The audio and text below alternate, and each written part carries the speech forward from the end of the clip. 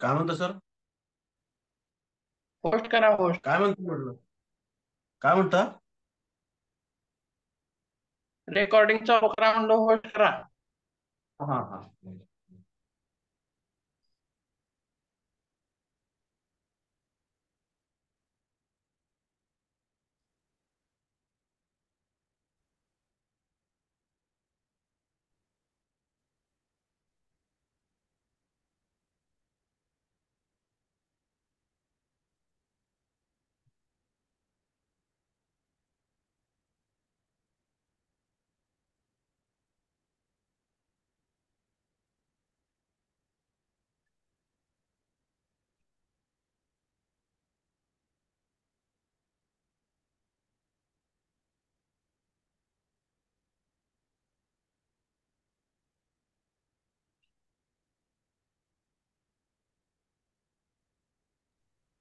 केलंय ना गोष्ट.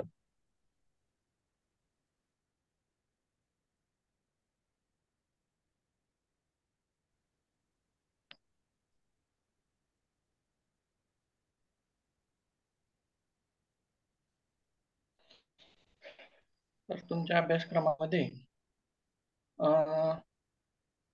एकूण 4 प्रकार आहेत. त्यामध्ये सर्वप्रथम सूर्यनमस्कार.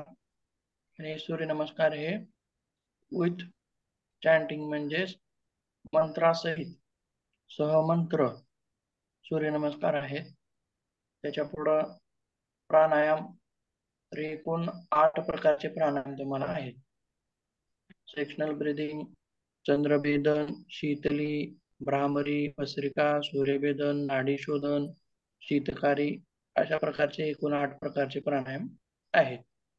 पुढे क्रिया म्हणजे षटक्रियाचा भाग आहे.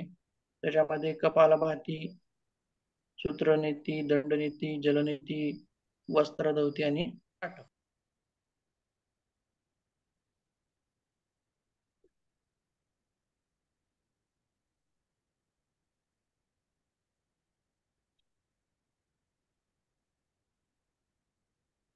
अशा पद्धतीनं तुमचा अभ्यासक्रम आहे. तर सर्वप्रथम आपण सूक्ष्म व्यायाम घेऊयात एक 5 मिनिटामध्ये आणि लगेच आपण अभ्यासक्रमाला सुरुवात करूया.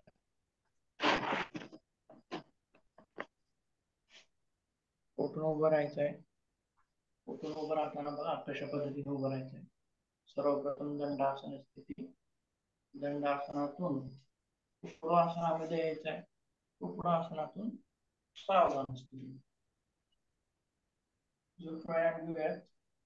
दोन्ही हात समोर घ्यायचे आणि सूक्ष्म व्यायाम घेताना श्वासाचा जो नियम आहे तो म्हणजे दीर्घ श्वास घेणे आणि दीर्घ श्वास सोडणे.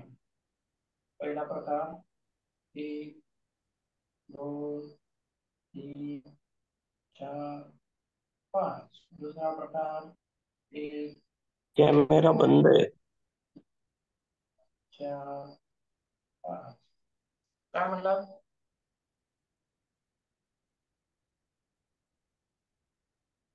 कॅमेरा बंद आहे तुमचा. दुसरा प्रकार है 1, 2, 3, 4, 5. परत दुसरा प्रकार 1.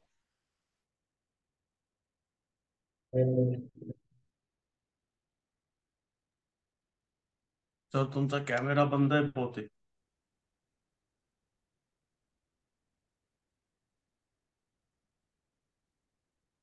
3, 4, 5. विरुद्ध दिशेने 1, 2, 3, 4, 5. परत नेक्स्ट. आता दोन्ही समोर घ्यायचे. 1, 2, 3, 4, हा, 5, 6, 7. बघायला तुम्ही. दुसरा प्रकार 1, 2, 3, 4, 5.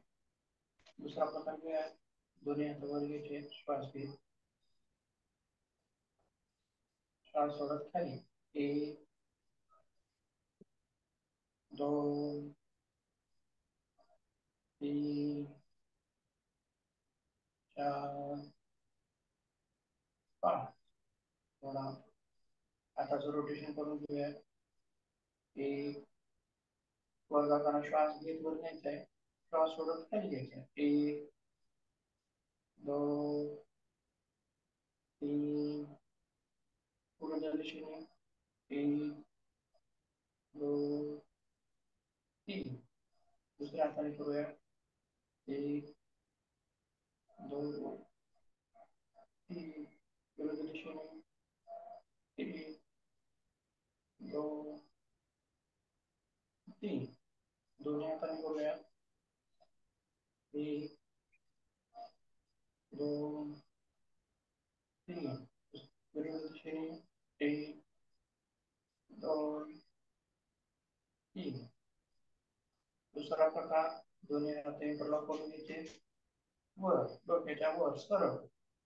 दोन्ही कपडे सरळ ताठ. एक, वर जाताना श्वास घ्यायचा आहे, खाली येताना श्वास सोडायचा आहे. श्वास घ्या.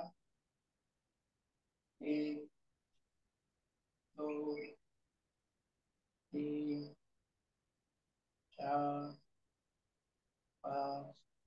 परत दुसरा प्रकार घेऊया. याच्यामध्ये पण दोन्ही हात इंटरलॉक करून घ्यायचे आहेत आणि दुसऱ्या बाजूने. एक, दोन, तीन, चार, पाच, सहा, सात, आठ, 9, 10. बघूया. मानेचे काही प्रकार घेऊयात. उजव्या बाजूला समोर, डाव्या बाजूला बघायचं आहे.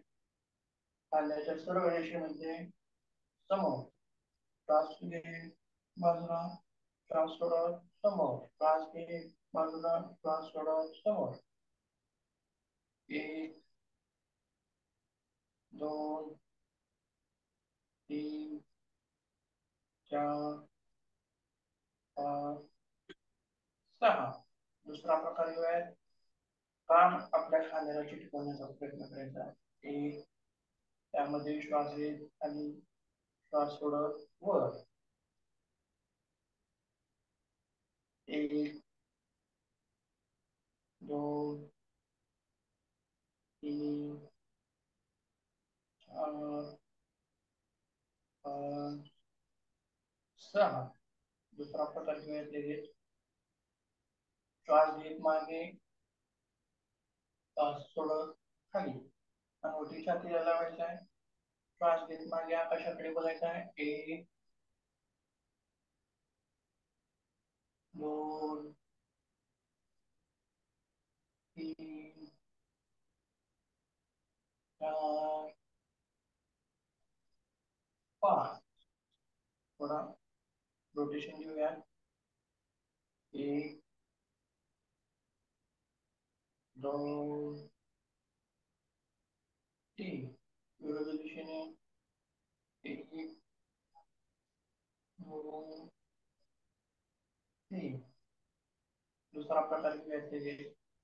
श्वास घेत एक हात वर उचलायचे आणि डाव्या बाजूने झुकायचा. एक, दोन, तीन.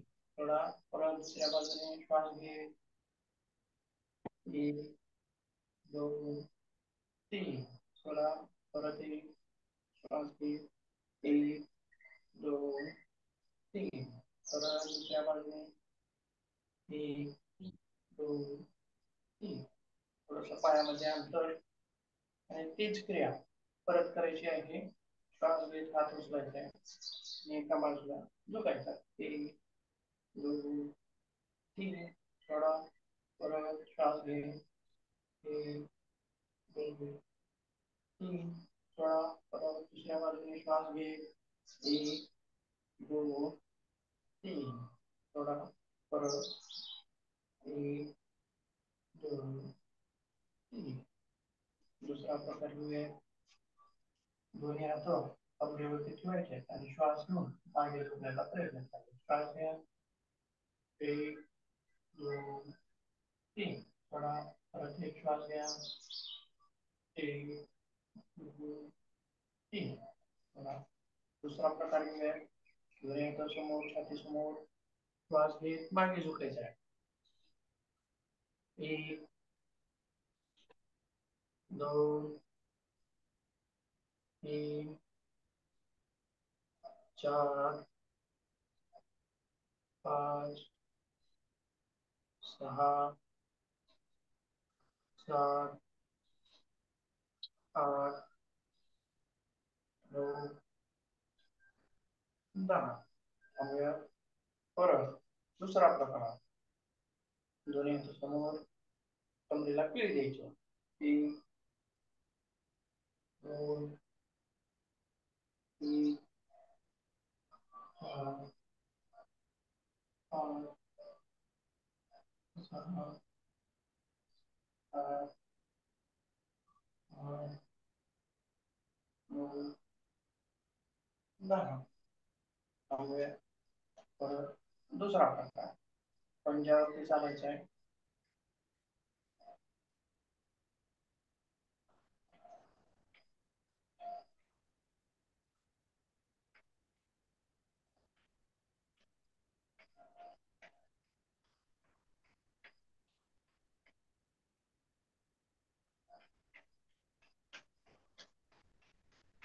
थोडंसं गेलं. थांबूया. दुसरा प्रकार. पंजावरती उड्या घ्यायच्या सावकाश.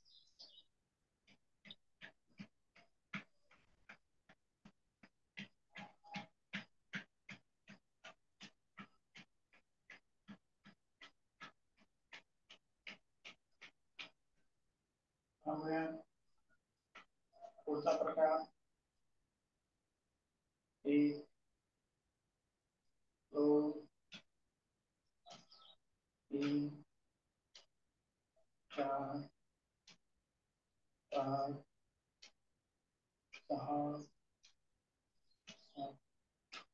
दुसरा प्रकार. एक दोन तीन चार पाच सहा सात. त्यामुळे पुढचा प्रकार. एक दोन तीन चार पाच. दुसऱ्या बाजूने.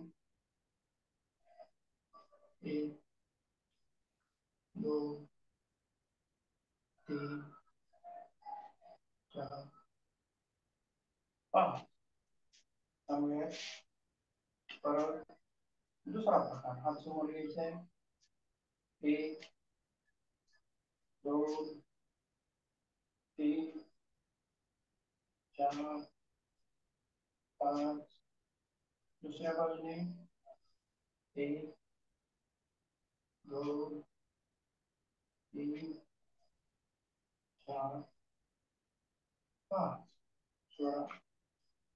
दुसरा प्रकार. दोन्ही हात कमरेवरती. गुडघ्यातून थोडस खाली बसायचं.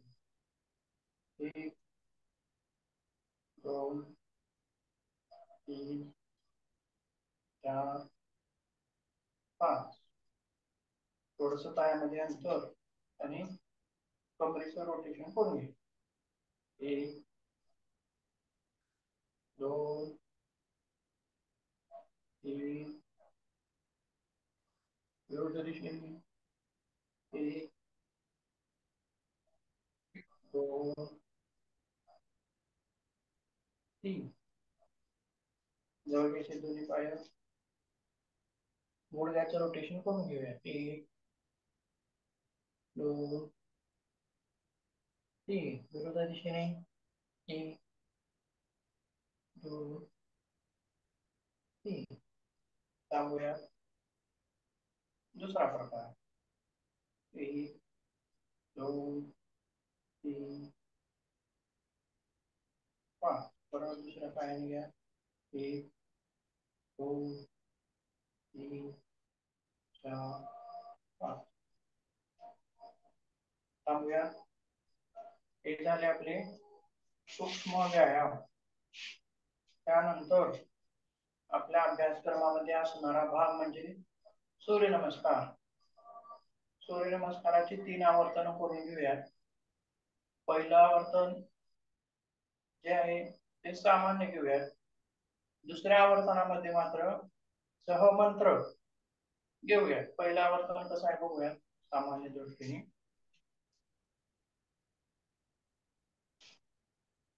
योगा मॅटच्या कोणत्याही एका टोकाला उभं राहायचं. सावधान स्थिती. सूर्यनमस्कारामधली पहिली स्थिती आहे नमस्कार आसन. बरोबर आहे. नमस्कार मुद्रा. नमस्कार मुद्रेमध्ये थांबायचं आहे सर्वप्रथम. आणि श्वासाचे नियम बघा कसे आहेत. मागे झुकताना श्वास घ्यायचा, पुढे येताना श्वास सोडायचा आहे. आलं लक्षात. आणि फक्त एका ठिकाणी आपल्याला श्वास सामान्य आहे, ते म्हणजे दंडासन स्थिती. अष्टांग नमन. अष्टांग नमन या आसनामध्ये आपल्याला सामान्य श्वासामध्ये थांबायचं आहे. परत घेणे सोडणे या क्रिया चालू होतात. तर बघूया.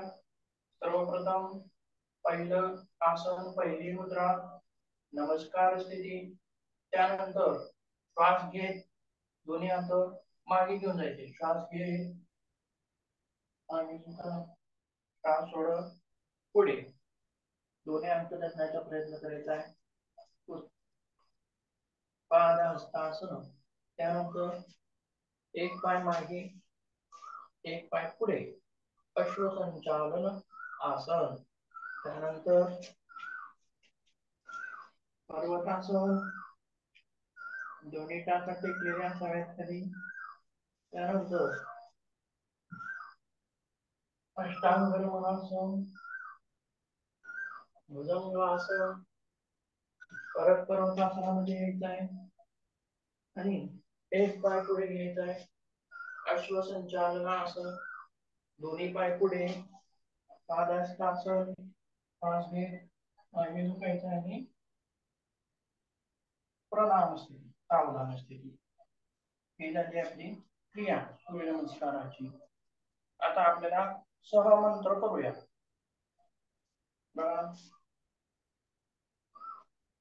ओम मित्राय नमः. ओम रवे नमः. ओम सूर्याय नमः. ओम भानवे नमः. ओम खगाय नमः. ओम पुष्णे नमः. ओम हिरण्यगर्भाय नमः. ओम मरीचे नमः.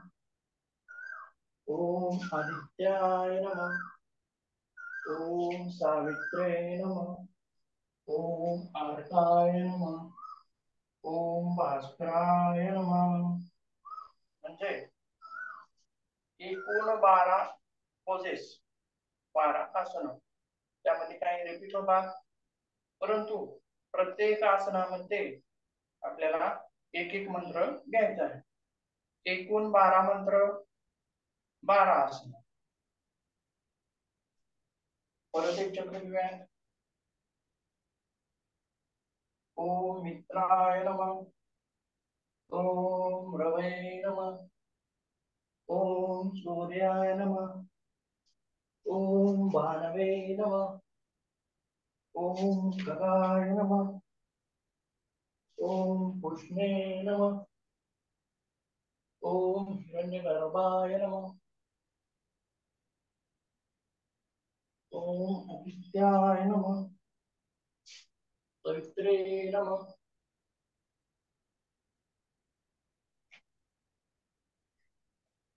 ओम आर्काय नमः. ओम भास्कराय नमः. ज्यावेळी आपल्याला सराव होईल त्यावेळी मात्र मंत्र चुकणार नाही. तर पहिल्याच दिवशी आपण केले तर थोडाफार त्याच्यामध्ये बदल जाणवू शकतो, परंतु तर 2-4 दिवसाचा अभ्यास झाला चांगला तर आपोआप मंत्र आपल्याला बरोबर येते. बसून घ्यायचंय.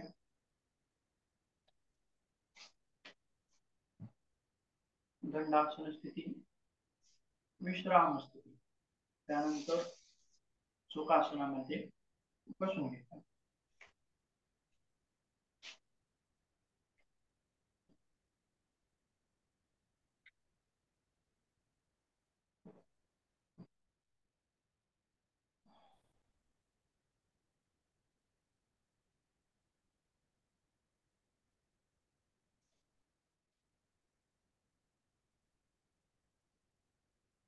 बघूया माहिती बघूयात सूर्यनमस्काराची.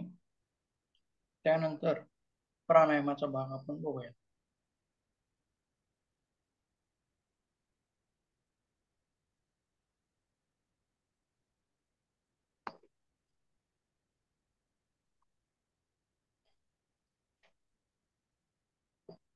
मंत्र एकूण 12 मंत्र आहेत, 12 पोज आहेत आणि याच्यामध्ये बघा किती पोज रिपीट होत नाही तो.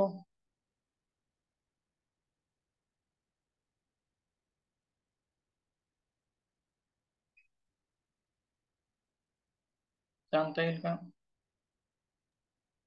5. रिपीट न होणाऱ्या, डबल न होणाऱ्या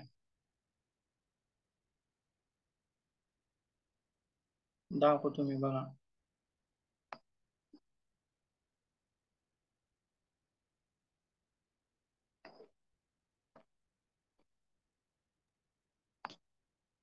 एक अष्टांग नमस्कार नाही होत. हो, अष्टांग नमन आसन एक रिपीट होत नाही. आणखीन बघा भुजंगासन एक त्यामध्ये रिपीट होत नाही. आता पर्वतासनापर्यंत वरून बघायचं. प्रणामासन, हस्तोत्तानासन, पादहस्तासन, अश्वसंचालन आणि पर्वतासनापर्यंत जशास तसं उलट भुजंगासनाच्या खाली आहे. अष्टांग नमन आणि भुजंगासन सोडायचं. त्याच्या खाली परत वरच्याच कृती आहेत. पर्वतासन, अश्वसंचालन, पादहस्तासन, हस्तोत्तानासन आणि प्रणामासन. बरोबर. फक्त 2 आसन मात्र इथं रिपीट होताना दिसत नाही. अष्टांग नमन आसनामध्ये पूर्ण शरीर खाली टेकवायचं नाही, तर सर्वप्रथम गुडघे आणि आपला हिप्सचा जो भाग आहे थोडासा वर ठेवायचा आहे. गुडघे आणि छाती अशा पद्धतीनं बघा. अष्टांग नमन आसनामध्ये किती भाग टेकलेले दिसतात बघा. 8 भाग टेकायला पाहिजेत खाली शरीराचे. 2 पायाचे पंजे, 2 गुडघे, बरोबर आहे. छाती, 2 हात, किती झाले? 7 झाले का? आणि 1 डोकं. अशा पद्धतीनं 8 अंग हे पृथ्वीवरती टेकले पाहिजेत. आपला हिप्सचा भाग मात्र थोडासा वरती अधांतरी ठेवायचा आहे. याच्यामध्ये ही माहिती ही सुद्धा विचारली जाऊ शकते. म्हणजे रिपीट न होणारी आसनं कोणती? तर 2 आसनं. बाकीची किती आहेत मग? ही रिपीट होत नाही. त्याचसोबत पुढे बघूयात आता मंत्र कोणते कोणते आहेत. लिहून घेतलं तरी बरं होईल, तुम्हाला पाठांतरासाठी सोपं जाईल. ओम मित्राय नमः, ओम रवये नमः, ओम सूर्याय नमः, ओम भानवे नमः, ओम खगाय नमः, ओम पुष्णे नमः, ओम हिरण्यगर्भाय नमः, ओम मरीचे नमः, ओम आदित्याय नमः, ओम सवित्रे नमः, ओम आर्काय नमः, ओम भास्कराय नमः. अशा पद्धतीनं 12 मंत्र आहेत. आता त्याच्या पुढे श्वासाचे नियम कसे आहेत? आसनं बघितली, मंत्र बघितले, श्वासाचे नियम बघूयात. तर प्रणाम स्थितीमध्ये श्वसन सामान्य, संत श्वसन, दीर्घ श्वसन. त्यानंतर श्वास घेणे, माग झुकलेला आसन आहे बघा, म्हणून श्वास घेतला, पुन्हा त्याच्यानंतर एकाआड एक श्वास घेत राहायचं. घेणे, सोडणे, घेणे, सोडणे. अष्टांग नमन स्थितीमध्ये श्वास सामान्य, परत भुजंगासनामध्ये घेणे, सोडणे, घेणे, सोडणे, घेणे आणि लास्ट जे प्राणायामासन आहे त्यामध्ये मात्र सामान्य दीर्घ श्वसन, सामान्य श्वसन अशा पद्धतीनं श्वासाचे नियम लागू होतात.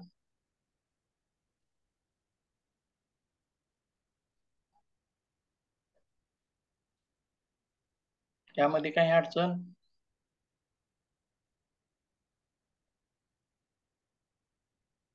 पुढे जाऊया. फायदे काय सांगता येतील सूर्यनमस्कारामध्ये?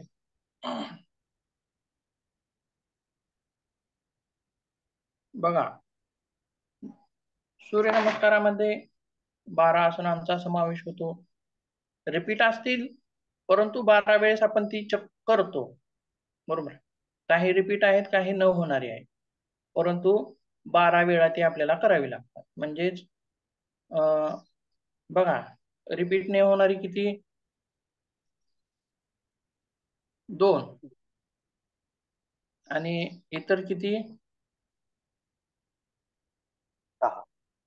5 आणि रिपीट न होणारी 2, 7 म्हणजे एकूण आसनं 7. एकूण आसनं 7. आता त्यातली काही 2 सोडली तर बाकीची सर्व रिपीट होतात. म्हणजेच सूर्यनमस्कारामध्ये बघा, सूक्ष्म व्यायामांचा समावेश होतो, आसनांचा समावेश होतो, प्राणायामाचा समावेश होतो आणि ध्यानाचा सुद्धा समावेश होतो. म्हणजे या सर्व गोष्टी सूर्यनमस्कारामध्ये समाविष्ट होतात. आता ते बघूयात कसं कसं समाविष्ट होतात. तर पहिलं काय आहे, सूक्ष्म व्यायाम म्हणजे काय हो? तर आपण सुरुवातीला जे व्यायाम केले सूक्ष्म व्यायाम म्हणजे एक एक सांधा घेऊन आपण त्या सांध्याला व्यायाम दिला. पहिल्यांदा असं केलं, बरोबर आहे. दुसऱ्यांदा असं केलं, म्हणजे हे सांधे, पुन्हा हे सांधे, पुन्हा असं केलं म्हणजे मनगटाचा सांधा. अशा पद्धतीने एक एक सांध्याला व्यायाम दिला. परंतु सूर्यनमस्कारामध्ये सर्वच सांध्यांना व्यायाम मिळतो.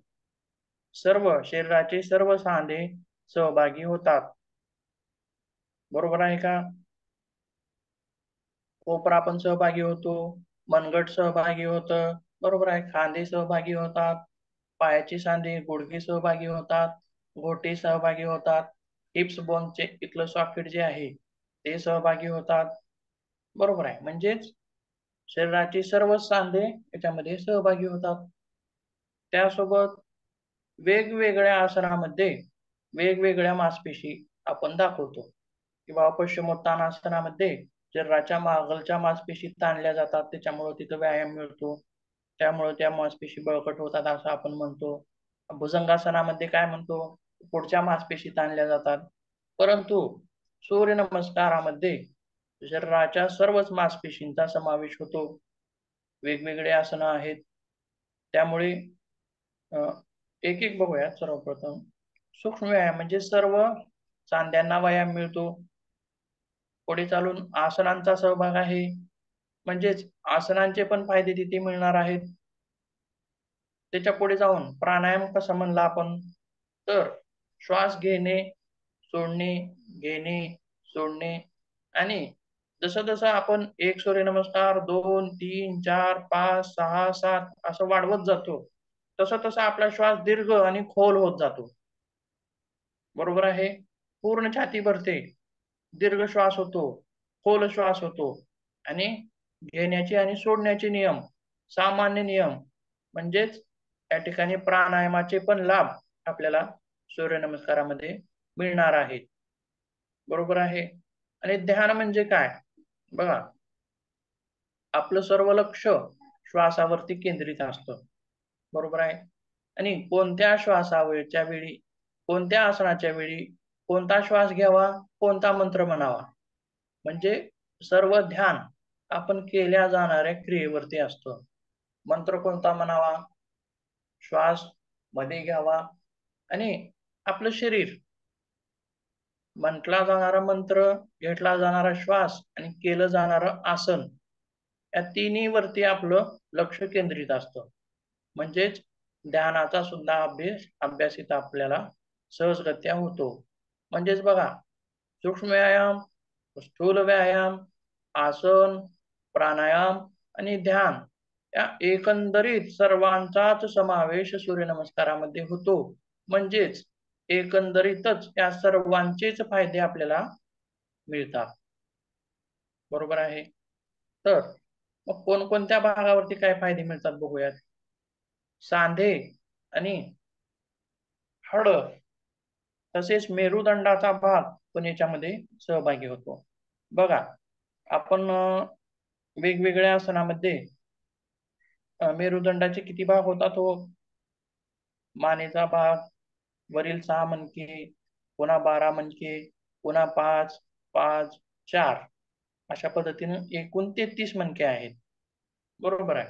मग एका आसनामध्ये आपण सांगतो की भुजंगासनामध्ये हे 12 मणके यूज केले जातात किंवा मानेचा भाग यूज केला जातो. पुन्हा त्याच्या पुढे चालून शलभासन असेल, त्याच्यामध्ये काय सांगतो की पाठीच्या खालचे मणके यूज होतात, तिथल्या मणक्यांना व्यायाम मिळतो. म्हणजेच अशी आसनं आहेत वेगवेगळी की काही विशिष्ट मणक्यांना व्यायाम देतात.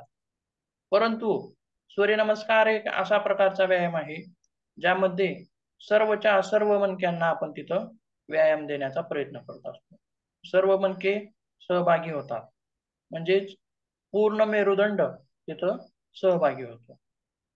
म्हणजेच बघा, अस्थि संस्था पूर्ण झाली का बघा, हाड सहभागी होतात, हाडांना व्यायाम भेटतो, सांधे आणि मेरुदंड, हाडे, सांधे आणि मेरुदंड हा अस्थि संस्थेचा भाग आहे आणि या अस्थि संस्थेतील सर्वच घटकांना सूर्यनमस्कारामध्ये व्यायाम मिळतो. म्हणजेच अस्थि संस्था मजबूत होते, सांध्यामध्ये लवचिकता येते, हाड बळकट होतात, मजबूत होतात. बरोबर आहे. आता पुढे जाऊयात. अस्थि संस्था झाली, स्नायू संस्था. आता प्रत्येक आसनामध्ये वेगवेगळ्या आसनामध्ये वेगवेगळ्या मांसपेशींना ताण पडतो, वेगवेगळ्या मांसपेशींचा व्यायाम होतो. बरोबर आहे. परंतु सूर्यनमस्कारामध्ये जवळपास शरीराच्या सर्वच भागांना, सर्व स्नायूंना व्यायाम मिळतो. म्हणजेच याचं कार्य जे आहे ते स्नायू संस्थेवर पण आहे. स्नायू संस्था सुद्धा मजबूत करणारा आहे सूर्यनमस्कार. बरोबर आहे. त्याच्या पुढे जाऊयात. तर सर्क्युलेटरी सिस्टम म्हणजेच रक्ताभिसरण संस्था. रक्ताभिसरण संस्थेमध्ये बघा, हृदयाचा समावेश होतो आणि शिरा आणि धमन्या, रोहिण्या म्हणजेच शिरा आणि आपण काय म्हणतो त्याला, धमन्या, रक्त वाहून नेणाऱ्या आणि रक्त वाहून आणणाऱ्या अशा प्रकारच्या. आणि ज्यावेळी आपण सूर्यनमस्कार करतो त्यावेळी पूर्ण शरीरामध्ये सर्क्युलेशन व्यवस्थित होतं, सर्व शरीरामध्ये. आता आपण हे केलं बघा, जर शीर्षासन केलं तर आपण काय म्हणतो की डोक्याच्या भागाकडे सर्क्युलेशन सुधारतं, जास्त प्रमाणामध्ये होतं असं आपण म्हणतो. म्हणजे वेगवेगळ्या आसनामध्ये सर्क्युलेशन वेगवेगळ्या भागामध्ये. समजा आपण धनुरासन केलं तर पोटाच्या भागाकडे सर्क्युलेशन जास्त होतं, व्यवस्थित होतं, पोटातील अवयवांना सर्क्युलेशन चांगलं होतं, रक्त प्रमाणाचं, असं आपण म्हणतो. तसंच सूर्यनमस्कारामध्ये सर्व शरीरामध्ये सर्क्युलेशन चांगलं होतं. म्हणजे सर्क्युलेटरी सिस्टम सुद्धा याच्यामध्ये समाविष्ट होते. बरोबर आहे. त्याच्या पुढे जाऊयात. तर नर्वस सिस्टम म्हणजे आता समजा सर्क्युलेशन घडणं वेगळं, परंतु ज्या जाणीवा आहेत, थंड लागणं, गरम लागणं, टोचणं, पोळणं, मारलेलं लागणं किंवा जाणीवा ज्या आहेत या शरीराला सर्व. आता समजा आपल्याला हात ओपन करायचा आहे, बंद करायचा आहे, हे कोण काम करतं हो? मेंदू आणि नर्वस सिस्टम, इथून संदेश येतात सर्व. बरोबर आहे. म्हणजेच याचं सुद्धा जाळं आपल्या शरीरामध्ये पूर्णपणे पसरलेलं असतं. जसं की शिरांचं जाळं, धमन्यांचं जाळं, 3 कनेक्शन असतात बघा आपल्या शरीरामध्ये सर्वत्र. कोणकोणते? जसं की वायरचे 3 कनेक्शन असतात बघा, लाल, हिरवा आणि पिवळा. तशाच पद्धतीनं आपल्या शरीरामध्ये सुद्धा सर्वत्र 3 कनेक्शन्स असतात. एक आहे लाल, म्हणजे रक्त वाहून नेणाऱ्या रक्त शरीराकडे वापरलेलं रक्त वापस घेऊन येणाऱ्या लाल म्हणजे धमन्या, आणि अशुद्ध रक्त त्या शिरा, आणि पिवळ्या म्हणजे शरीराला चेतना देणाऱ्या. तर चेतना देणाऱ्या तसेच मेंदू या सर्व भागाला सुद्धा सूर्यनमस्कार करताना व्यायाम मिळतो. तसेच पुढे जाऊयात, श्वसन संस्था. श्वसन संस्थेमध्ये काय काय समाविष्ट होतं, तर फुफ्फुसाचा भाग आहे, आणि अप्पर रेस्पिरेटरी सिस्टम नाकाचा भाग आहे, श्वसन नलिका आहे. तर आता बघा, आसनांचा जास्तीत जास्त प्रभाव कोणावरती असतो? स्थूल शरीरावरती असतो. म्हणजे हाडामासाचं जे शरीर आहे त्या शरीरावरती आसनांचा प्रभाव. आणि प्राणायामाचा प्रभाव कोणावरती असतो? पंचप्राण. आणि ध्यानाचा प्रभाव कोणावरती असतो? तर मनावरती. म्हणजेच प्राण ज्यावेळी आपण सूर्यनमस्कार करतो त्यामध्ये प्राणायामाचा पण सहभाग होतो असं मी म्हणलेलं आहे. म्हणजेच श्वसन संस्थेवरती त्याचा जास्त परिणाम कुणाचा आहे? तर प्राणायामाचा आहे. श्वसन संस्थेमध्ये कोण कोण आहे? फुफ्फुस आहेत, आणि श्वसन नलिका, नाकाचा भाग आणि घशाचा भाग. तर श्वास घेणे सोडणे, घेणे सोडणे या सर्व क्रिया जलद गतीनं, संथ गतीनं, दीर्घ अशा होत असतात. त्यामुळं श्वसन संस्था सुद्धा सुधारते. शरीराला जास्तीत जास्त ऑक्सिजनचा पुरवठा होतो, बरोबर आहे, आणि त्यामुळं रक्त आहे ते शुद्धीकरणाचं काम सुद्धा चांगलं होतं. म्हणजेच श्वसन संस्था सुद्धा निरोगी राहते, फुफ्फुस बळकट होतात, निरोगी राहतात, बरोबर आहे. तसेच पुढे जाऊया, पचन संस्था. पचन संस्थेमध्ये काय भाग येतो? तर अन्ननलिका आणि आपल्या पोटातील अवयव, लहान आतडे, मोठे आतडे, जठर हा सर्व भाग पचन संस्थेमध्ये येतो. मग भुजंगासन असेल किंवा आणखीन कुठली आसनं असतील, जे आसनं काय पचन संस्थेवरती सुद्धा परिणाम करणारी आहेत, ती पण आसनं याच्यामध्ये ऍड आहेत. त्याच्यामुळं पचन संस्थेला सुद्धा एक चांगला उत्तम व्यायाम मिळतो. पचनाचे विकार दूर होतात, पचन संस्था बळकट होते, म्हणजेच जठराग्नी प्रदीप्त होते, भूक लागायला लागते. काही लोकांना भूकच लागत नाही दिवसभर, एकदा जेवलं तरी दिवसभर जेवल्यासारखं होतं, असे लोक असतील. म्हणजेच भूक लागण्याची क्रिया घडणं हे सुद्धा महत्वाचं आहे. तर उत्तरोत्तर जसं जसं आपला सूर्यनमस्काराचा अभ्यास वाढत जाईल तसं तसं आपल्याला भूक लागते, वेळेवर भूक लागते, खाल्लेल्या अन्नाचं पचन होतं, बरोबर आहे. भूक लागणं जितकं गरजेचं आहे तितकंच खाल्लेल्या अन्नाचं पचन होणं सुद्धा तितकंच गरजेचं आहे. म्हणजेच बघा, दोन्ही गोष्टी ह्या पचन संस्थेवर अवलंबून आहे. आणि खाल्लेलं अन्न जे उर्वरित आहे ते टाकू न देणे बाहेर, म्हणजेच उत्सर्जन संस्था, या सर्व संस्थेवरती सूर्यनमस्काराचा प्रभाव पडतो. वेळेवर पचन होतं, भूक लागते वेळेवर, आणि बद्धकोष्ठतेचा त्रास सुद्धा निघून जातो. अशा पद्धतीने विविध अंगांना, म्हणजे सूर्यनमस्कार हा सर्वांगीण व्यायाम आहे. सर्वांगीण विचार करणारा, म्हणजे शरीरातील सर्वच भाग याच्यामध्ये समाविष्ट होतात, सर्व शरीराला व्यायाम देणारा आहे.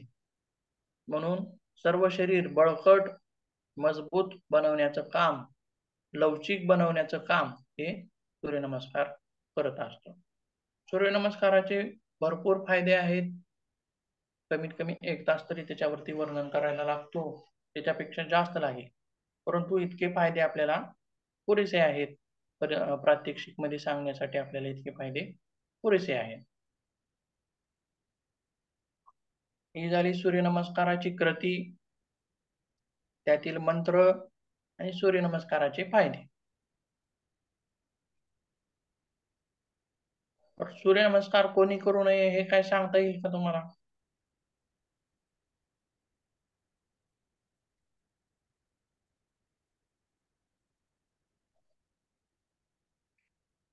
त्या लोकांना चक्कर येण्याचा त्रास आहे. चक्कर ठीक. येतात चक्कर त्यांच्या असेल, पाठीच्या मणक्याच्या संबंधित सर्जरी झालेली सर्जरी असेल किंवा पाठीच्या आणि मणक्यामध्ये मणक्यामध्ये गॅप असेल तर गॅप असेल गॅप असेल तर आपण पुढं झुकणारे आसनं करत नसतो, मागे झुकणारे करतो. म्हणजेच भुजंगासन केलं तर चालतं, परंतु पादहस्तासन तिथं आपण करू शकत नाही. म्हणजेच बघा, पण त्याचे अं, सिक्वेन्स मध्ये असल्यामुळं आपण ते नाही करू शकत ना, कारण याच्यात सिक्वेन्स नुसार असं नसल्यामुळे सूर्यनमस्कार करू नये. तर त्याच्यामधला एखादी आसन गाळून आपल्याला करता येईल का सूर्यनमस्कार? करता येऊ शकतो. परंतु पाठीच्या मणक्या संबंधित जटिल विकार असतील तर अशा व्यक्तींनी सुद्धा तिथं थांबावं. लठ्ठ व्यक्तींनी करावं, कारण बघा, सूर्यनमस्काराचा सगळ्यात महत्वाचा फायदा आहे वजन कमी करण्यासाठी. लठ्ठ व्यक्तींना सडपातळ बनवण्याचं कार्य हे सूर्यनमस्कार करत असतं. जितक्या कॅलरीज पळाल्यास बर्न होत नाहीत, तितक्या कॅलरी सूर्यनमस्कारामध्ये बर्न होतात. म्हणजे कॅलरी घटवण्यासाठी सूर्यनमस्कार महत्वाचा आहे, वजन कमी करण्यासाठी सूर्यनमस्कार महत्वाचा आहे. तसेच कुणाचा हाड वगैरे मोडलेला असेल, हाडामध्ये रॉड असेल, अशा व्यक्तींनी सुद्धा सूर्यनमस्कार करू नये. गर्भवती स्त्रियांनी सूर्यनमस्कार टाळावा आणि मासिक पाळीच्या काळामध्ये सुद्धा सूर्यनमस्कार करू नयेत. मासिक पाळी झाल्याच्या नंतर आपण करू शकतो.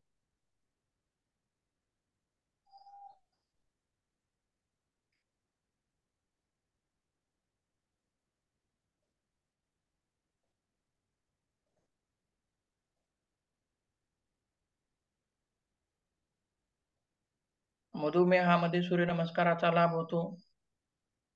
रक्तातील साखर जी असते, बघा, मधुमेह म्हणजे काय, तर साखर जी असते ती रक्तात पडून राहते. साखरेला येण्याचा मार्ग असतो मधुमेहामध्ये, परंतु जाण्याचा मार्ग नसतो, अडवलेला असतो. म्हणजे इन्सुलिनचं सिक्रेशन होत नाही. त्याच्यामुळं काय होतं की साखर रक्तात तशी पडून राहते, येते पण शरीराच्या बाहेर जात नाही.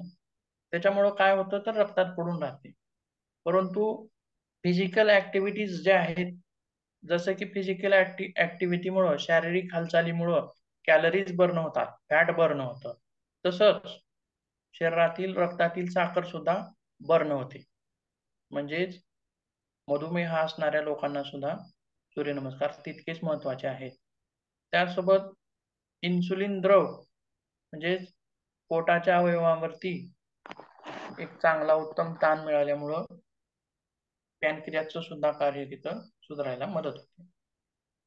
भरपूर फायदे आहेत, त्याच्यावरती नंतर चर्चा करूया. पुढे बघूयात आता प्राणायाम. एक एक प्राणायाम घेऊयात आणि माहिती नंतर बघूयात एकेकाची. कोणत्याही आसनामध्ये, ध्यानात्मक आसनामध्ये बसून घ्यायचं.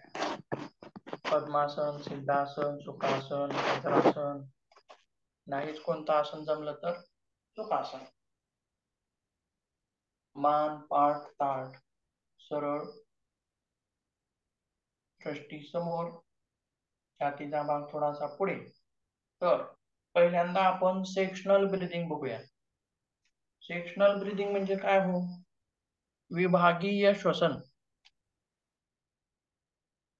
विभागीय श्वसन, त्याच्यामध्ये 3 भाग येतात. एक आहे सेल्व्हिक्युलर ब्रीदिंग, 2 आहे थोरॅसिक ब्रीदिंग, 3 आहे ॲब्डॉमिनल ब्रीदिंग. या 3 ब्रीदिंग एकत्रित मिळून त्यांना काय म्हणायचंय? सेक्शनल ब्रीदिंग, म्हणजेच विभागीय श्वसन. वेगवेगळे भाग आपण याच्यामध्ये वापरतो. फुफ्फुसाच्या वेगवेगळ्या भागाचा समावेश याच्यामध्ये होतो, म्हणून आपल्याला तिथं सेक्शनल ब्रीदिंग म्हणायचं आहे. मग त्याच्यामध्ये 3 मुद्रा लागतात आपल्याला. सेक्शनल ब्रिदिंग करण्यासाठी 3 मुद्रा लागतात. कोणत्या कोणत्या लागतात बघूयात.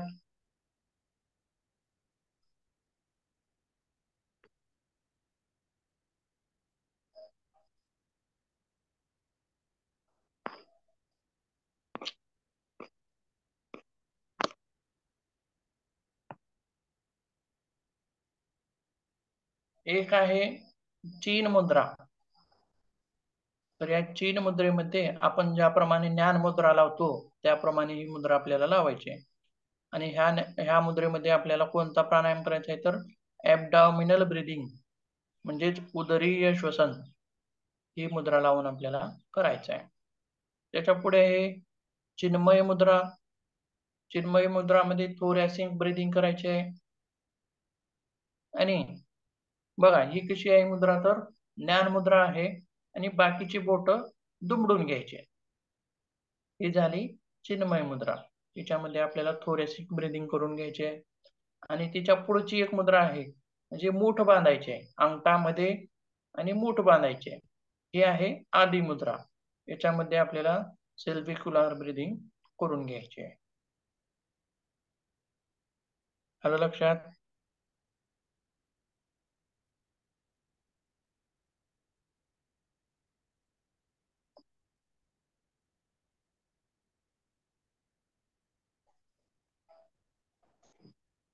तर सर्वप्रथम सामान्य श्वसन घेऊयात एकदा आणि सेक्शनल ब्रीदिंग घेऊया. ताट बसायचं आहे. सामान्य श्वसनामध्ये दीर्घ श्वास घेऊयात 3 वेळेस. दीर्घ श्वास 1, सोडा, परत 1, सोडा, परत 1, सोडा. तर पहिल्यांदा ॲबडॉमिनल ब्रीदिंगचा अभ्यास करूया. म्हणजे उदरीय श्वसन. बघा त्या उदरीय श्वसनामध्ये आपल्याला पोटाच्या स्नायूंचा वापर करायचा आहे. श्वास मात्र फुफ्फुसातच भरणार आहे परंतु पोटाचा पण त्याच्यामध्ये सहभाग होणार आहे. बघा श्वास तर फुफ्फुसातच भरतो परंतु प्रत्येक वेळी सामान्य स्थितीमध्ये सुद्धा आपलं पोट खालीवर खालीवर खालीवर होत असतं. बरोबर आहे. परंतु म्हणजे श्वास पोटात जात असतो का नाही. श्वास तर फुफ्फुसातच भरणार आहे परंतु पोट पण त्याच्यामध्ये सहभाग घेतो. बरोबर आहे. म्हणजेच ॲबडॉमिनल ब्रीदिंग मध्ये काय करायचं आहे श्वास घ्यायचा आहे आणि त्यासोबत पोटाला सुद्धा तुडुंब भरायचा आहे. फुगा ज्याप्रमाणे फुगतो त्याप्रमाणे पोटाला सुद्धा फुगवायचा. बघा कसं. श्वास घ्या, छातीला फुगवायचं नाही, पोटाने श्वसन करायचं आहे.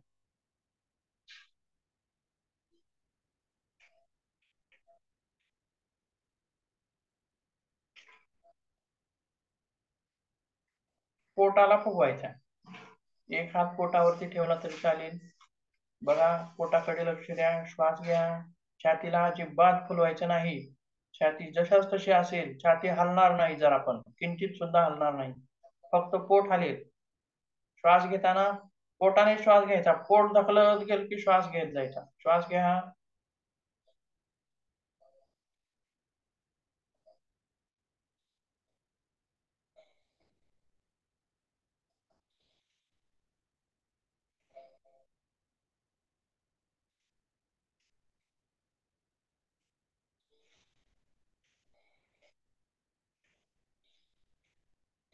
आता हीच श्वसन आपल्याला चीन मुद्रा बांधून करूया.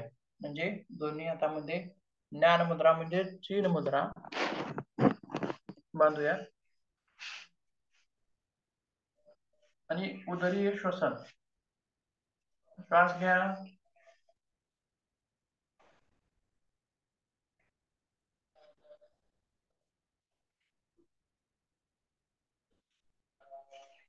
आता याच्यामध्ये बघा माझी छाती थोडी तरी हलती आहे का बघा. छातीचा भाग सहभाग होतोय का बघा जरा. श्वास घ्या.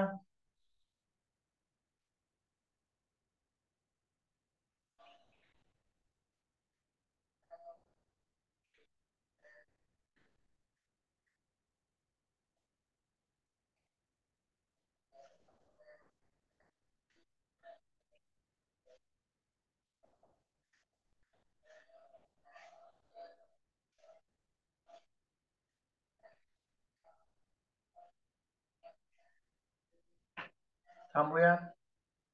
याला म्हणायचं आहे ॲबडॉमिनल ब्रीदिंग. याचे फायदे नंतर बघूयात. एक एक प्राणायाम बघूयात आपण सेक्शनल ब्रीदिंग मध्ये. आता त्याचा पुढचा जो प्रकार आहे तो आहे थोरॅसिक ब्रीदिंग.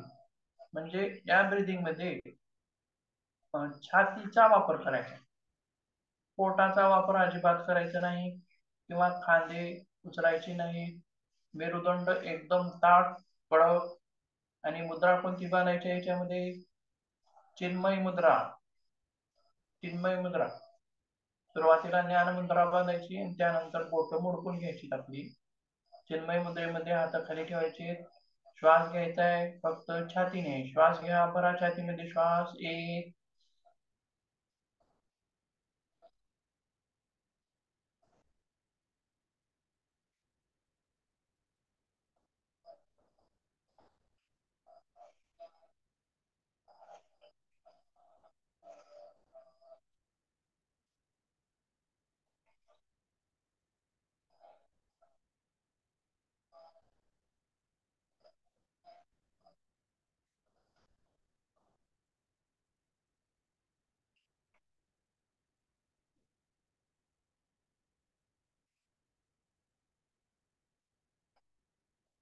बघा. हा प्राणायाम करताना सुद्धा लक्ष द्या. बघा पोटाचा भाग हलतोय का? पोटाचा भाग अजिबात हलत नाही. फक्त छाती, रिब्ज जे आहेत 29 रिब्ज म्हणजे छातीच्या पिंजऱ्याची जी हाडं आहेत तीच तेवढी पुढे होत आहेत आणि मागे जात आहेत. पुढे होत आहेत, मागे जात आहेत. बघा छाती फुगली बघा. टम. श्वास सोडा. परत एक.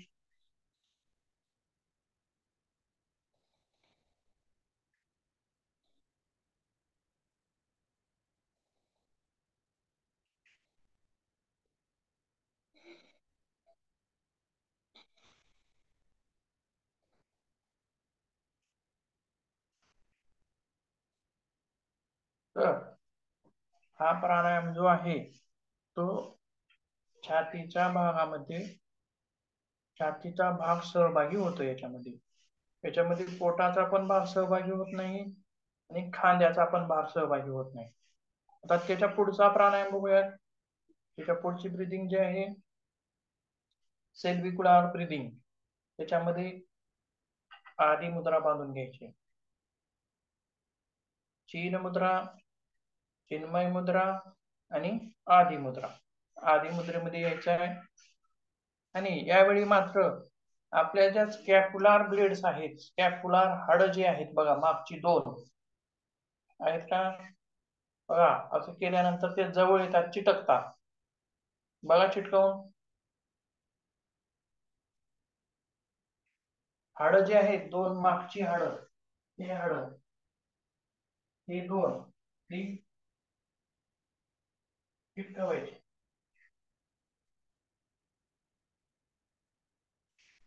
आलं लक्षात? आता बघा ऍबडॉमिनल ब्रीदिंग मध्ये पोट पुढे होत होतं आणि पोटाचा समावेश होत होता. याच्यामध्ये काय करायचं आहे, दोन्ही आता सावकाश मागे घेत जायचे.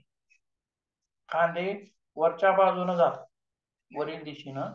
आणि स्कॅप्युलार ब्लेड जे आहेत, ती 2 जी हाडं आहेत, स्कॅप्युलाची हाडं आहेत, ती एकत्र येतात, जुळतात. बघा आता श्वास घेत आधी मुद्रा मागे न्यायची आणि श्वास सोडत आधी मुद्रा पुढे घ्यायची. बघा श्वास घ्या.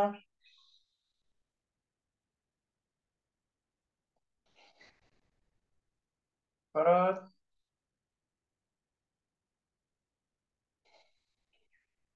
परत घ्या माग हात.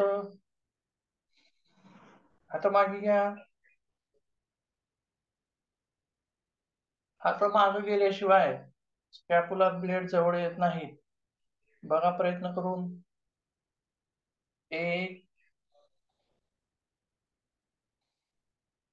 2, 3, 4, 5, थांबूया. ही झाली आपली सेल्व्हिक्युलार ब्रीदिंग. याच्यामध्ये कॉलर बोन जे आहे हे बोन हे सुद्धा याच्यामध्ये समाविष्ट होतं. मग आता बघूयात एक एक ब्रीदिंग कशी आपल्याला इथं लाभ देते. बरोबर आहे. पहिल्यांदा बघूयात सेल्व्हिक्युलार ब्रीदिंग. तर याच्या अगोदर ब्रीदिंगचे फायदे बघण्या अगोदर आपण थोडस फुफ्फुस बघूयात. फुफ्फुस कसा आहे आपलं, फुफ्फुसाची विभागणी कशी आहे.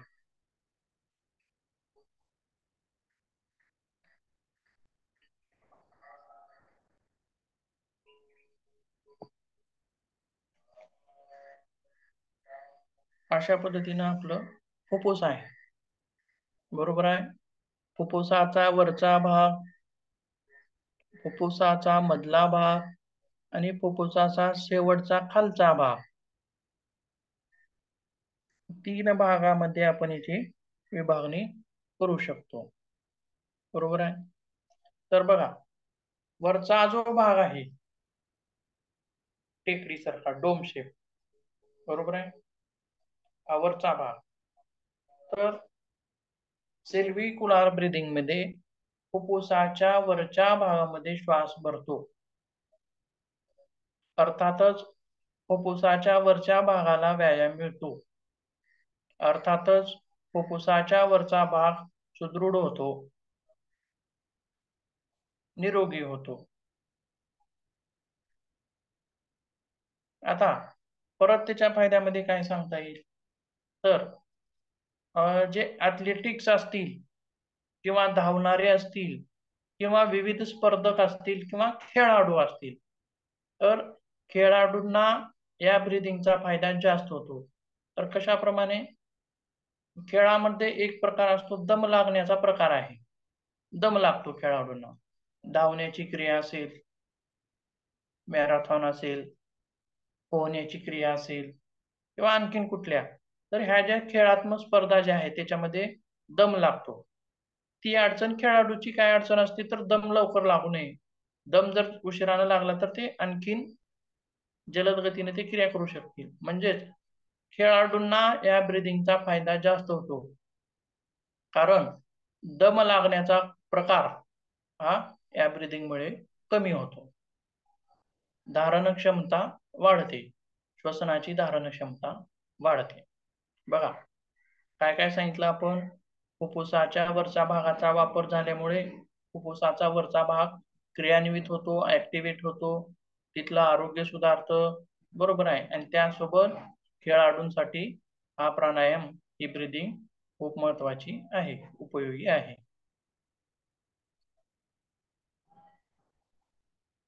पुढे बघूयात थोरॅसिक ब्रीदिंग. थोरॅसिक ब्रीदिंग मध्ये काय केलं आपण, फक्त छात, आता याच्यामध्ये बघा, याच्यामध्ये फुफ्फुसाचा मधला भाग वापरला जातो.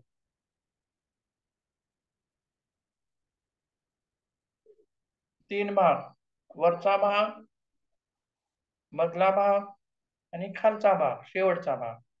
तर थोरॅसिक ब्रीदिंग मध्ये फुफ्फुसाचा मधला भाग वापरला जातो जास्त प्रमाणामध्ये, आणि तिथल्या भागाला आरोग्य मिळतं, तिथल्या भागाची निरोगता प्राप्त होते, तिथला भाग मजबूत होतो. म्हणजेच थोरॅसिक ब्रीदिंग ही फुफ्फुसाच्या मधल्या भागाला निरोगी करणारी आहे, मधल्या भागाला व्यायाम देणारी आहे. तसेच ज्यावेळी आपण थोरॅसिक ब्रीदिंग करत होतो त्यावेळी रिब्ज जे आहेत, एकूण किती आहेत, छातीच्या पिंजऱ्याची हाडं 24, ही सर्व हाडे फुलतात, म्हणजे प्रसरण पावतात, अंकुंचन पावतात, प्रसरण पावतात, अंकुंचन पावतात. म्हणजेच त्या हाडामधील ज्या निगडीत ज्या मांसपेशी आहेत छातीच्या, त्या मांसपेशींना सुद्धा एक उत्तम असा व्यायाम मिळतो. आणि त्या हाडामधील जी सांधी आहेत त्या हाडांना सुद्धा उत्तम असा व्यायाम मिळतो. रिब्स मसल्स, रिब्स,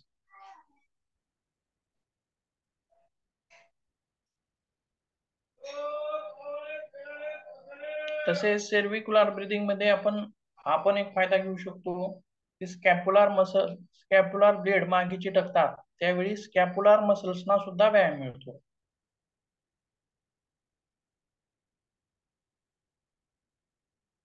त्याच्या पुढे बघूया ऍबडॉमिनल ब्रीदिंग. ऍबडॉमिनल ब्रीदिंग मध्ये काय होतं, फुफ्फुसाचा शेवटचा भाग वापरला जातो, खालचा भाग. त्यामुळे या भागाला आरोग्य मिळतं, या भागाला व्यायाम मिळतो. व्यायाम मिळणे म्हणजेच आरोग्य मिळवणे, तिथं मजबूती वाढवणे, रक्ताभिसरण वाढवणे. तर फुफ्फुसाचा खालचा भाग सदृढ होण्यासाठी, उपयोगात आणण्यासाठी हा उपयोगी पडतो. आणि ही जी ब्रीदिंग आहे ती रक्तदाबाला कमी करणारी आहे, उच्च रक्तदाब कमी करणारी आहे. हा सगळ्यात महत्वाचा फायदा आहे. त्याच्या पुढे हार्ट रेट ज्यांचे जास्त असतील, म्हणजे हार्ट रेट सुद्धा कमी करणारी आहे, हार्टबीट कमी करणारी आहे, उच्च रक्तदाब कमी करणारी आहे. आणि दम्यासारखे जे विकार आहेत, अशा दम्यासारख्या विकारामध्ये सुद्धा हे ब्रीदिंग उपयोगी आहे. तसेच पुढे चालून याच्यामध्ये उदरीय श्वसनामध्ये आपण पोटाचा पण वापर करतो, त्यामुळं पोटावर वाढलेली चरबी सुद्धा याच्याने कमी होते. आणि जास्तीत जास्त ऑक्सिजन आपल्या शरीराला मिळतो, ऑक्सिजनचं प्रमाण वाढतं. आता एकंदरीत सेक्शनल ब्रीदिंग जे आहे, या तिन्हीला मिळून सेक्शनल ब्रीदिंग पूर्ण होते. म्हणजेच याचा उद्देश काय आहे, तर फुफ्फुसाच्या चारी बाजूनं, फुफ्फुसाच्या म्हणजे सर्वत्र बाजू, आपण काय म्हणतो चारी बाजूने असं म्हणतो, म्हणजेच फुफ्फुसाचा सर्वच भाग ब्रीदिंग मध्ये, या व्यायामामध्ये सहभागी व्हावा आणि पूर्ण फुफ्फुस निरोगी राहावं, याचा प्रयत्न म्हणजे सेक्शनल ब्रीदिंग. फुफ्फुसाच्या सर्वच भागाचा आपण तिथं विचार करतो. हे झाले ब्रीदिंगचे प्रकार आणि त्याचे फायदे.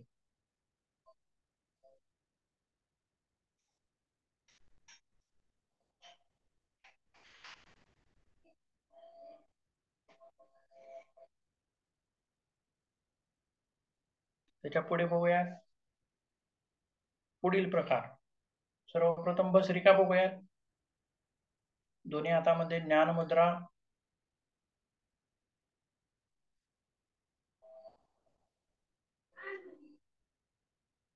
बसरा म्हणजे काय हो, सांगता येईल?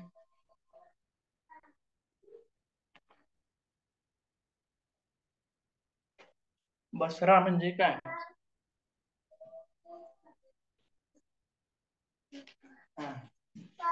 येऊ नको इकडे.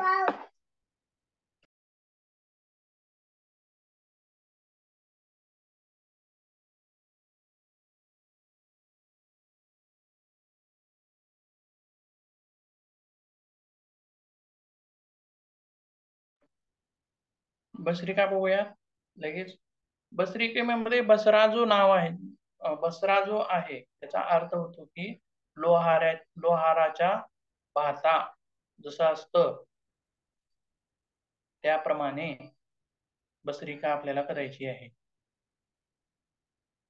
लोहाराचं भात कसं असतं बघा, वारं कसं सोडतो, एकदम स्पीड मध्ये वारं सोडतो आणि घेताना सावकाश सोडून घेतो, बरोबर आहे? तसंच श्वास घेताना सामान्य बघा, श्वास घ्या, सोडताना एकदा सोडायचा आहे.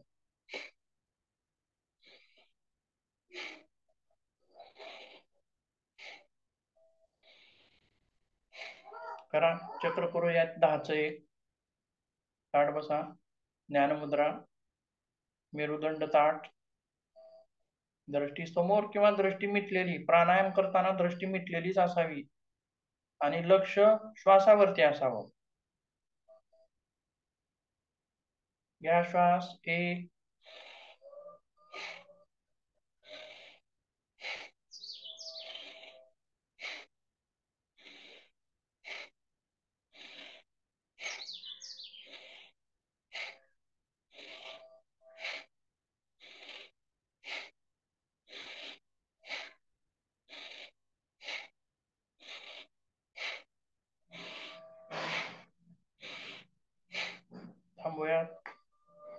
एका वेळी 10 केली तर एक चक्र पूर्ण होत.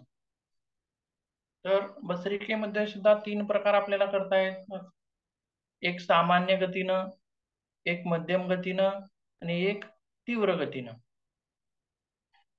सामान्य भस्त्रिका, मध्यम भस्त्रिका आणि तीव्र भस्त्रिका अशा पद्धतीनं आपण याची सुद्धा विभागणी करू शकतो. तर त्याच्या पुढचा प्राणायाम आहे भ्रामरी. बघूयात सर्व प्राणायाम एकदा, त्यानंतर आपण त्याचे फायदे, लाभ वगैरे बघूयात नंतर. काय करा, सरळ एका वळीत लिहून घ्या सर्व प्राणायाम, आणि ज्यावेळी आपण फायदे बघू त्यावेळी त्याच्या पुढे आपल्याला लिहिता येते फायदे, माहिती. एका वळीमध्ये एक एक प्राणायाम लिहा. भस्त्रिकेचे 3 प्रकार कसे सांगितले? प्रकार म्हणजे भस्त्रिकेचे 3 प्रकार कोणते सांगितले? प्रकारामध्ये कसं आहे, सामान्य गती आहे, सामान्य गती हा, गती आणि तीव्र गती. आता आपण जी केली ती सामान्य गती होती. तर मध्यम गती करूयात. बघा,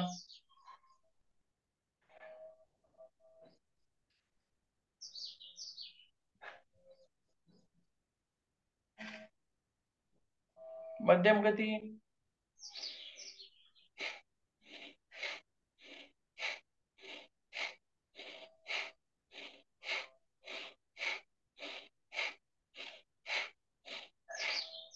मध्यम गती झाली. तर त्याच्या पुढे जाऊन तीव्र गती कशी करायची?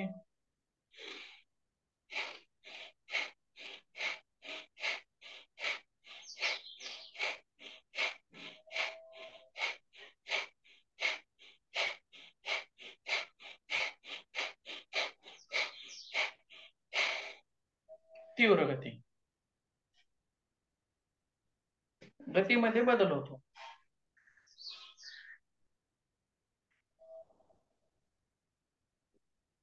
तीव्र गती जी आहे ती उच्च रक्तदाब असणाऱ्यांनी करायची नाही, किंवा अशक्त लोकांनी करायची नाही, किंवा जटिल विकार आहेत, कॅन्सर सारखे विकार म्हणा, किंवा असे विकार असतील तर दुर्धर जे आजार आहेत अशा व्यक्तींनी सुद्धा तीव्र भस्त्रिका करू नये.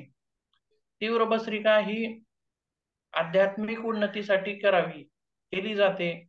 कुंडलिनी जागरण असेल, चक्र जागृती असेल, किंवा अध्यात्मामध्ये पुढे जाण्यासाठी सुद्धा तिचा वापर करता येतो. पण सर्वसामान्य व्यक्तींनी मध्यम गती किंवा सामान्य गती किंवा मध्यम गतीनं करावं. उच्च रक्तदाब असणाऱ्यांनी एकदम सावकाश करावं, किंवा नाही केलं तरी चालेल.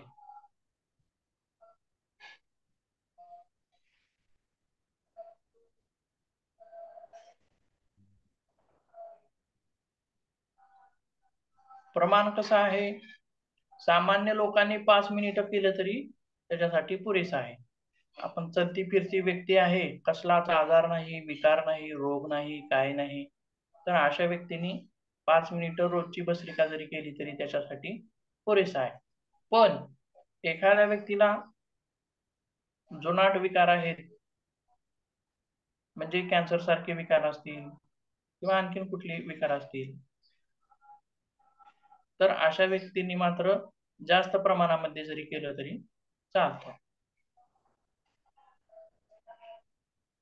10 मिनिटाची भस्त्रिका, सामान्य लोकांसाठी 5 मिनिटं ठीक आहे.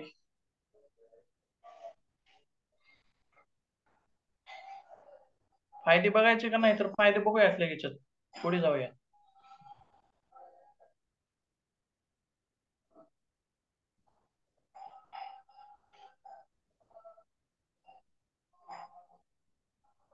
भस्त्रिका ही कफ विकारावरती प्रभावकारी आहे. जसे की वात, पित्त, कफ त्रिदोष आहेत. वाताचे किती विकार आहेत? 80 प्रकारचे. पित्ताचे किती आहेत? 40 प्रकारचे. आणि कफाचे किती आहेत? तर 20 प्रकारचे.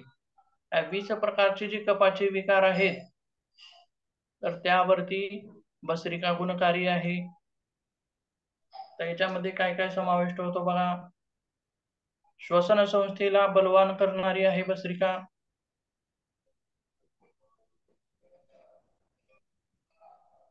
वारंवार शिंका येणं, सर्दी होणं, खोकला होणं, दमा होणं, हे सर्व कफाचे विकार आहेत. तसेच मोटापा, अतिलठ्ठपणा हा सुद्धा एक कफाचाच विकार आहे. अतिलठ्ठपणा सुद्धा कमी करणारी आहे.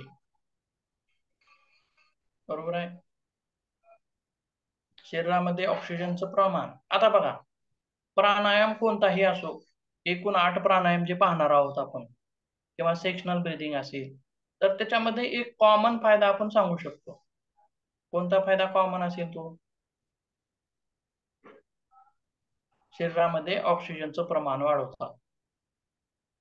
प्रत्येक प्राणायामामध्ये शरीरात ऑक्सिजनचं प्रमाण वाढतं. म्हणजेच आपण खोल श्वास घेत असतो. सामान्य श्वास जो आहे त्याच्यापेक्षा खोल श्वास आपण प्राणायामामध्ये घेत असतो.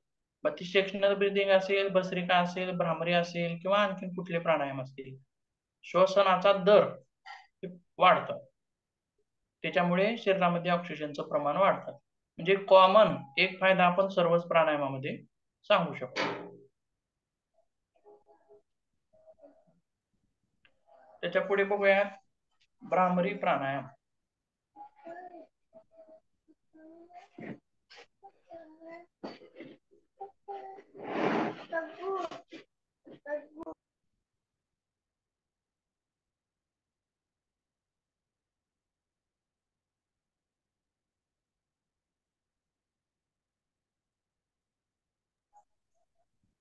भ्रामरी प्राणायामामध्ये षण्मुखी मुद्रा आपल्याला तिथं वापरावी लागते.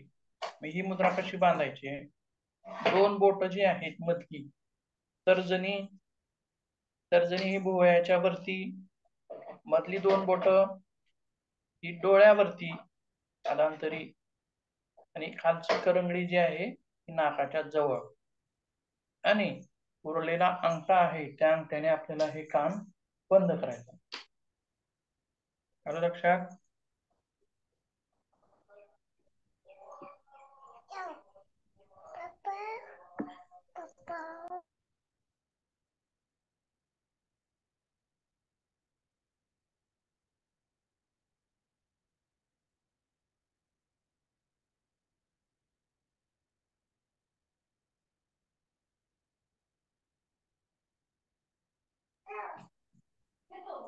बघा, षण्मुखी मुद्रा बांधून घ्या. आणि भ्रामरी म्हणजेच त्याच्यामध्ये काय आहे? भ्रमर. ज्या आपण प्रमाणे गुंजन करतो, बघितलं का कधी? मोठा किडा असतो आणि त्याची पंख जी असतात ती एकदम स्पीड मध्ये फिरत असतात, त्यामुळे एक ध्वनी उत्पन्न होतो. बरोबर आहे. तर तो भ्रमर कसं करतो? आवाज कसा आहे? त्याचा ओम सारखा आवाज उत्पन्न होतो.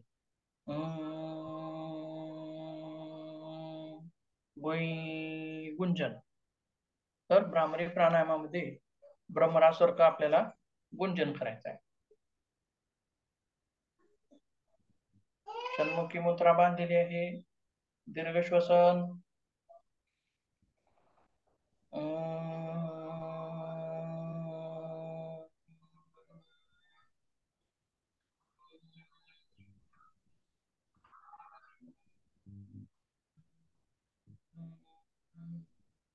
दीर्घ श्वास.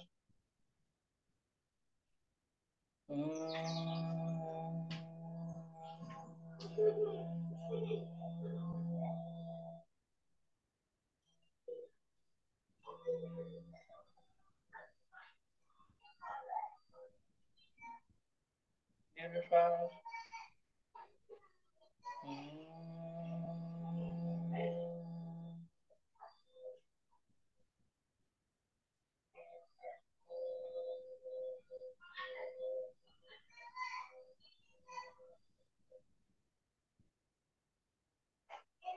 अशा पद्धतीने षण्मुखी मुद्रा सोडून घ्यायचे, डोळे उघडून घ्यायचे. तर हा झाला आपला भ्रामरी प्राणायाम. या प्राणायामामध्ये गुंजनाला महत्व आहे. व्हायब्रेशन्स. बघा, आपण मोबाईल जर खुर्चीवर ठेवला आणि मोबाईल ज्यावेळी व्हायब्रेट होतो त्यावेळी ते व्हायब्रेशन्स खुर्चीला सुद्धा मिळतात.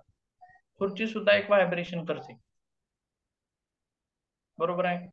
आणि तोच मोबाईल जर आपण उशीवरती ठेवला समजा, तर फक्त मोबाईलचाच आवाज येतो, व्हायब्रेशनचा. परंतु खुर्चीवरती ठेवली तर खुर्चीचा सुद्धा आवाज येतो, म्हणजेच इतर गोष्टींना सुद्धा व्हायब्रेशन मिळतात. आता बघा, आपल्या मेरुदंडाला व्यायाम द्यायचा आहे किंवा शरीराला, स्थूल शरीराला व्यायाम द्यायचा आहे, तर त्यावेळी ताणणे, खेचणे, मागे झुकणे, पुढे झुकणे, पीळ देणे, ओढणे, असं काही करून आपण त्या अवयवाला व्यायाम देऊ शकतो. परंतु मेंदू एक असा भाग आहे शरीरातला, त्याला आपण दाबता पण येत नाही, खेचता पण येत नाही, पीळ पण देता येत नाही, इकडं पण झुकवता येत नाही, तिकडं पण झुकवता येत नाही. मग त्या मेंदूला कशा पद्धतीनं व्यायाम द्यावा असं ऋषीमुनींनी विचार केला, आणि तर त्या मेंदूला व्हायब्रेशन्सद्वारे आपण व्यायाम देऊ शकतो, कंपनाद्वारे. म्हणजे भ्रामरी प्राणायाम करून आपण आपल्या मेंदूला व्यायाम देऊ शकतो. तर त्याच्या फायद्यामध्ये काय सांगता येईल, तर मानसिक विकार, जसं शरीराला शारीरिक विकार होतात बघा, याच्यानं काय होतंय की मेंदूमध्ये रक्ताभिसरण व्यवस्थित होतं, म्हणजेच मेंदूचं आरोग्य सुधारतं, चक्कर येण्यासारखे प्रकार कमी होतात, आणि मेंदूचं फिजिकली आरोग्य सुधारलं म्हणजेच मेंटली सुद्धा आरोग्य सुधारणार आहे. मेंदू जर फिजिकली सुदृढ झाला तर मेंटली सुद्धा सुदृढ होणार आहे. म्हणजेच मानसिक विकार असतील, डिप्रेशन असेल, तणाव असेल, उदासीनता असेल, छिन्न मनस्कता असेल, किंवा ओसीडी सारखे विकार असतील, ऑब्सेसिव्ह कंपल्सिव्ह डिसऑर्डर, त्यालाच मंत्रचाळ असं सुद्धा मराठीमध्ये म्हणतात. म्हणजेच मानसिक विकारामध्ये सुद्धा भ्रामरी लाभ करणारी आहे. त्यासोबत एकाग्रता, मनाच्या एकाग्रता वाढीसाठी सुद्धा भ्रामरी उपयोगी आहे. तसेच पुढे चालून स्मरणशक्ती, विद्यार्थ्यांची स्मरणशक्ती वाढवण्यासाठी सुद्धा भ्रामरी प्राणायाम उपयोगी आहे. बरोबर आहे. अभ्यास करण्यासाठी एकाग्रता पाहिजे आणि केलेला अभ्यास लक्षात राहण्यासाठी स्मरणशक्ती पाहिजे. दोन्ही गोष्टी विद्यार्थ्यांसाठी आवश्यक आहेत. आणि मनाला स्थिर करणारी ही अशी भ्रामरी प्राणायाम आहे, मेंदूशी निगडीत आणि मानसिक विकारांशी निगडीत.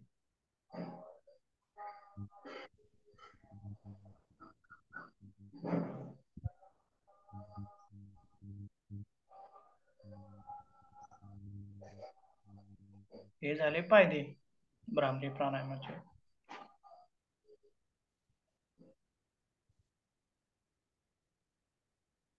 थांबूयात मग,